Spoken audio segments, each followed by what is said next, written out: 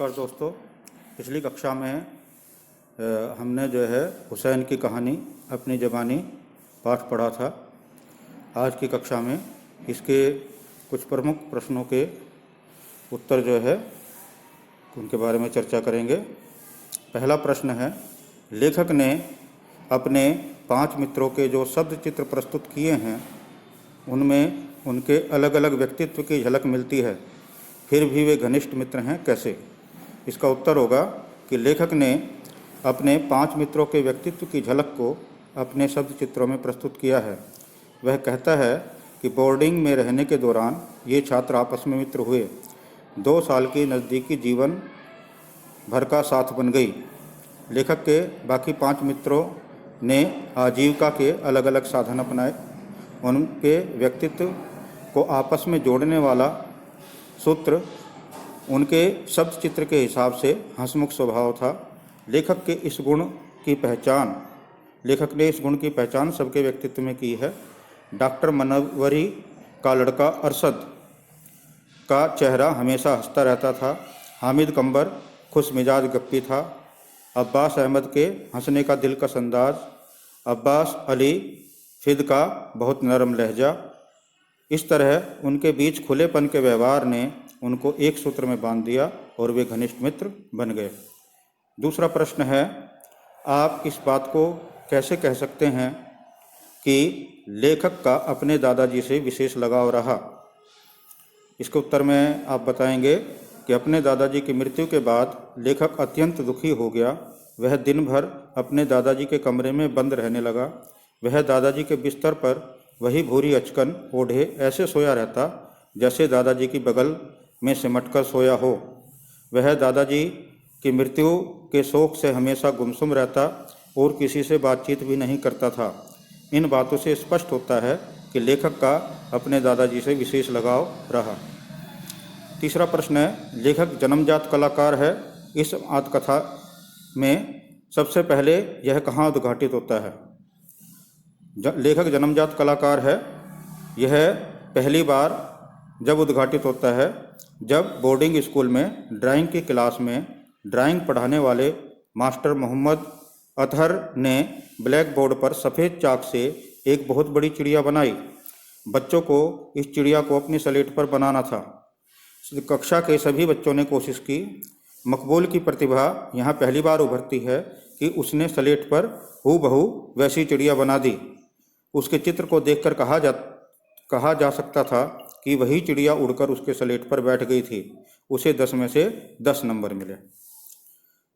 चौथा प्रश्न है कि दुकान पर बैठे बैठे भी मकबूल के भीतर का कलाकार उनके किन क्रियाकलापों से अभिव्यक्त होता है? तो इसके उत्तर में आप बताएंगे कि दुकान पर बैठे बैठे भी मकबूल का सारा ध्यान ड्राइंग और पेंटिंग में लगा रहता था। दिन में गल्ले का ज़बानी हिसाब करने के बाद वह अपनी किताब में 20 स्केच बना दिया करता था। वह अपने आसपास के जीवन को अपने स्केच में उकेरता था। उसके स्केच में दुकान के सामने से अक्सर घूंघट डाले गुजरने वाली एक मेहतरानी, गेहूं की बोरी उठाए हुए मजदूर की पेंच वाली पगड़ी का स्केच, पठान की दाढ़ी और माथे पर सिजदा के निशान, बुर्का पहने औरत और बकरी के बच्चे का स्केच बनाया था। मेहतरानी के तो उसने कई स्केच बना डाले थे। इसी प्रकार अपनी ऑयल पेंटिंग भी दुकान पर बनाई थी। कोल्हापुर के शांताराम की फिल्म सिंहगढ़ के पोस्टर को देखकर उसके मन में ऑयल पेंटिंग करने की हुक उठी और उसने अपनी सारी पुस्तकें बेचकर पेंटिंग का सामान खरीद कर पेंटिंग बनाई। सामान खरीदने के लिए उसने अपनी सारी किताबें बेच दी थी। अगला प्रश्न है, प्रचार प्रसार के पुराने तरीकों और वर्तमान तरीकों में क्या फ़र्क आया है? पाठ के आधार पर बताओ। तो आप बताएंगे कि मकबूल फ़िदा हुसैन ने अपनी आत्मकथा में प्रचार प्रसार के पुराने तरीकों के बारे में संकेत किया है। वे रानीपुर बाज़ार में अपने चाचा की दुकान पर फिल्मी इश्तिहार के प्रचार वाली घटना का जिक्र करते हैं। शांताराम की फिल्म सिंहगढ़ का इश्तिहार तांगे पर किया जा रहा था। वह ज़माना साइलेंट फिल्मों यानी मूक फिल्मों का था। उस समय शहर में चल रही फिल्म की इश्तिहार तांगे में ब्रास बैंड के साथ शहर के गली कूचों से गुजरता था। इसके साथ इसी तरह प्रचार प्रसार का माध्यम कठिन और सिमटा हुआ था। आज के समय में प्रचार प्रसार के तरीकों में व्यापक बदलाव आया है। विज्ञापनों की पहुंच गांव-गांव में हो गई है। इसके माध्यम बने हैं दूरदर्शन, रेडियो और अखबार। अब फिल्मों का प्रचार प्रसार पुराने तरीकों से नहीं किया जाता है। दूरदर्शन के चैनलों और रेडियो के माध्यम से इन्हें प्रचारित किया जाता है। अखबारों में विज्ञापन दिए जाते हैं। कागजों पर इश्तहार छपवाकर बांटने का तरीका आज भी अपनाया जाता है।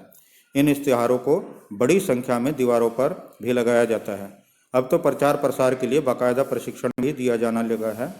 कार्यक्रम के प्रायोजक आदि के माध्यम से भी कई चीज़ों का प्रचार प्रसार किया जाता है। आज का समय विज्ञापन का युग है। इसका क्षेत्र काफ़ी व्यापक और सरल हुआ है। अगला प्रश्न है कि कला के प्रति लोगों का नज़रिया पहले कैसा था, अब उसमें क्या बदलाव आया है। तो आप बताएंगे। पहले लोगों का कला के प्रति नज़रिया रिवायती अर्थात पारंपरिक था। लोग इसे केवल राजे महाराजे और अमीरों की अय्याश दीवारों को सजाने वाला काम मानते थे।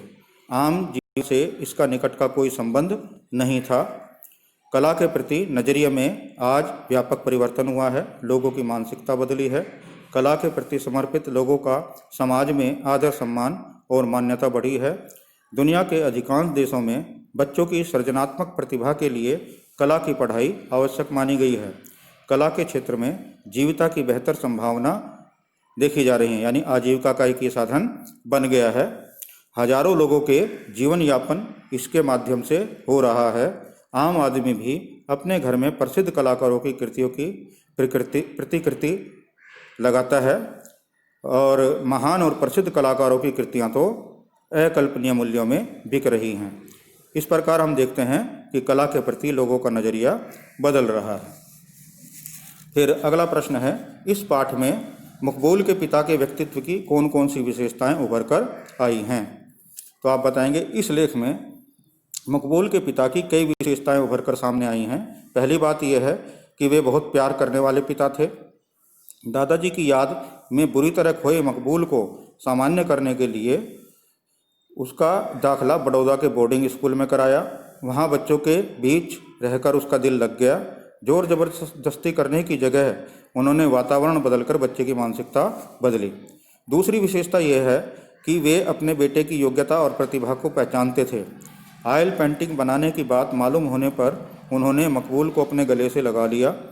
मकबूल के प्रेरक सूत्र बेंद्रे साहब के कहने पर मकबूल के लिए बम्बई से ऑयल ट्यूब और कैनवास तक मंगा दिए। तीसरी विशेषता यह है कि वह अपने समय से बहुत आगे की सोचने की क्षमता रखते थे। मकबूल ने इसे रोशन ख्याली कहा है। आर्ट के क्षेत्र में करियर बनाने के लिए अनेक पारंपरिक बंधनों को तोड़कर उन्होंने मकबूल को प्रोत्साहित किया। तो अगला प्रश्न है इसमें, बेंद्रे साहब कौन थे, उन्होंने पेंटिंग के क्षेत्र में क्या किया। तो बेंद्रे साहब एक प्रसिद्ध चित्रकार थे।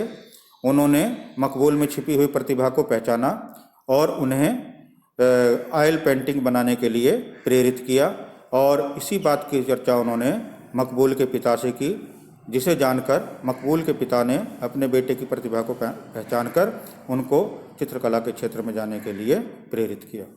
तो बच्चों, ये कुछ प्रश्न थे जो हमने जिनकी चर्चा की।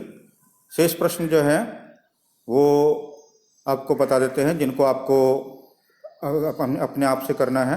पहला है, हुसैन के मन में किस फिल्म के पोस्टर को देखकर ऑयल पेंटिंग बनाने का विचार आया। दूसरा है, बड़ौदा शहर और वहाँ के मदरसे पर टिप्पणी कीजिए।